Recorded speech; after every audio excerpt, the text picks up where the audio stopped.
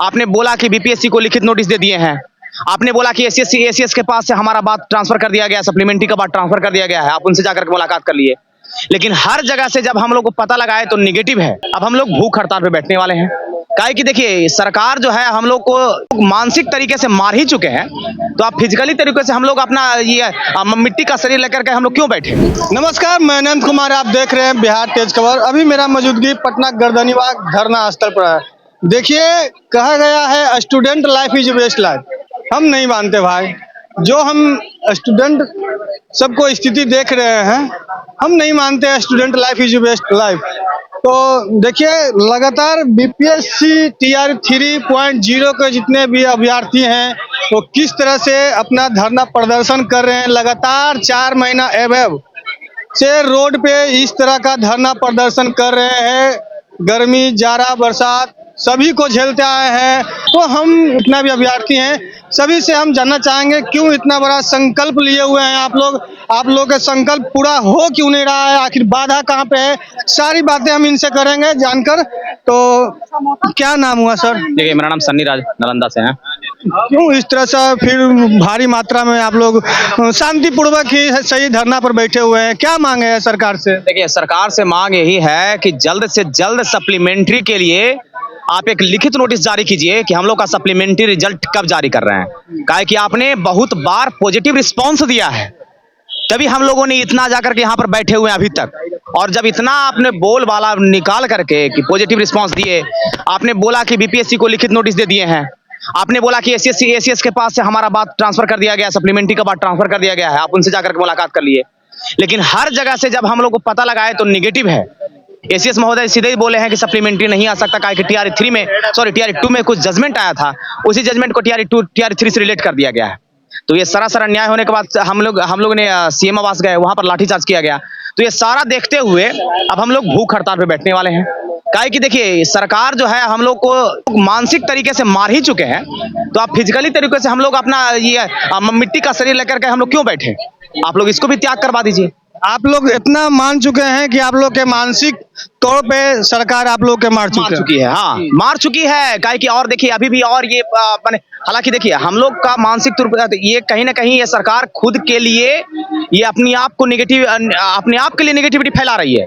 काहे कि हम लोग इतने दिनों से मांग कर रहे हैं, अगर कुछ भी आपको लगता कि हम सच में बिहार में रोजगार लाते हैं, रोजगार मतलब नीतीश सरकार सिर्फ बोलने से नहीं होता है, सच में हकीकत में दिखाना होता है। आपने 87,774 पोस्ट पे टीआर 3 में वैकेंसी निकाला है, उसमें 40 से 42 हजार ही लोग ज्वाइन करेंगे जेन्युइन रूप से। और एक हर डिस्ट्रिक्ट में, एक ही डिस्ट्रिक्ट में एक कैंडिडेट को 3 जगह स्कूल अलॉट किया गया है। ये सरासर अन्याय है। आप 3 जगह उनको पेमेंट दीजिएगा, कहीं जगह आप एक ही जगह पेमेंट दीजिएगा ना। तो ये देखिए सारा खेल जो है सरकार ये अपनी वोट की राजनीति कर रही है, वोट बैंक बना रही है। सरकार को सिर्फ अपना वोट से मतलब है, हम लोग को रोजगार और हम लोग का जेन्युइन मुद्दा से कुछ मतलब नहीं है। हम तो यही चाहते हैं कि अभी भी आपके पास मौका है सर, हम सही बोलते हैं, हम सरकार को आगाह कर रहे हैं। अगर इलेक्शन दूर रहती ना तब हम कुछ नहीं बोलते, लेकिन आपके पास मौका है कि अगर आप जो वोट के लिए आप जो इतना तो दूर निकलते हैं, प्रगति यात्रा, महिला संवाद के नाम पर जो आप निकालते हैं, अगर आप सच में हम लोगों को न्याय दीजिएगा तो इधर से आपका सच में पॉजिटिव बहुत बनेगा, बहुत ज्यादा बनेगा। और सरकार माननीय मुख्यमंत्री जी सच में इतना लाए हैं, अब रोजगार लाए हैं, लेकिन अभी हम लोग के साथ क्या हो रहा है ये सोचने की बात है। तो हम लोगों को न्याय दीजिए, आप लोगों को भी हम कहे कि सर बिना वोट के हर एक वोट का कीमती होता है। हमारा एक वोट हमारा अधिकार है, जितने भी यहाँ पर जनता है सभी का अपना वोट अधिकार है। सरकार की इलेक्शन लड़ने जा रही है, हम लोग उस इलेक्शन को बहिष्कार करेंगे, सरकार को समझ में आ जाएगी कि जनता की ताकत क्या है। टीआर 4 का भी वैकेंसी आने वाली है। टीआर 4 का वैकेंसी देखिए सरकार कम से कम इतना तो सरकार को समझ में आया ना कि हम लोग का मांग जेन्युइन है। टीआर 4 में देखिए टीआर 3 में 87,774 पोस्ट पर वैकेंसी निकला था, उसमें से 21,000 यानी कि 22,000 समथिंग पोस्ट को टीआर 4 के नाम से ट्रांसफर कर दिया गया। पहले ही आरक्षण के नाम पर उतना सीट वैकेंट रह गया, बचा नहीं, मतलब कि सीट बचा रह गया, तो वो सीट तो सरकार तो टीआर 4 में लेकर चली गई।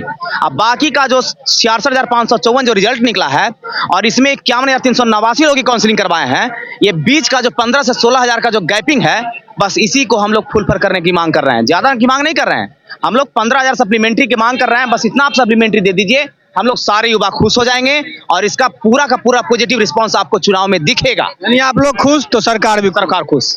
और सरकार खुश होगी और हम लोगों को ना खुश करेगी तो सरकार को एक दिन इलेक्शन का ज्यादा दिन नहीं है, जिस दिन इलेक्शन होगा उस दिन वोट का रिजल्ट आएगा, उस दिन पता लग जाएगा। आपके कहने का मतलब है कि आप लोग अगर खुश नहीं होते, आपकी मांगे पूरे नहीं होते, तो जिस तरह से आप लोग अभी रोड पे उतरे हुए हैं उस तरह से सरकार को भी रोड पे उतार देंगे। हाँ, सही बात है। आपका क्या नाम हुआ सर?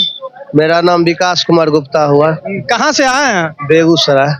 बेगूसराय से आए हैं इस तरह के रोड पे बैठने के लिए, क्या मांगे हैं सरकार से? हम लोग का मांग है सप्लीमेंट्री TR3 का। क्या लग रहा है कि 5 महीना तो हो गया है, अब भी कुछ उम्मीद बचा है सरकार से? बचा हुआ है, बहुत बचा हुआ है। कौन से सरकार से उम्मीद बचा हुआ है? ये जो सरकार को वोट दिए हैं उसी से उम्मीद बचा। सत्ता में जो सरकार है उनसे उम्मीद बचा हुआ है। जो सरकार सत्ता में नहीं है वो सरकार का कहलाएगा। कुछ न कुछ बोला जा रहा है कि आप लोग के आश्वासन चिराग पासवान जी दिए हैं, तो उनसे भी थोड़ा न बहुत कुछ भी विश्वास। बहुत उम्मीद है और वो बिहार के आने वाले धरोहर है, युवा के प्रतीक है।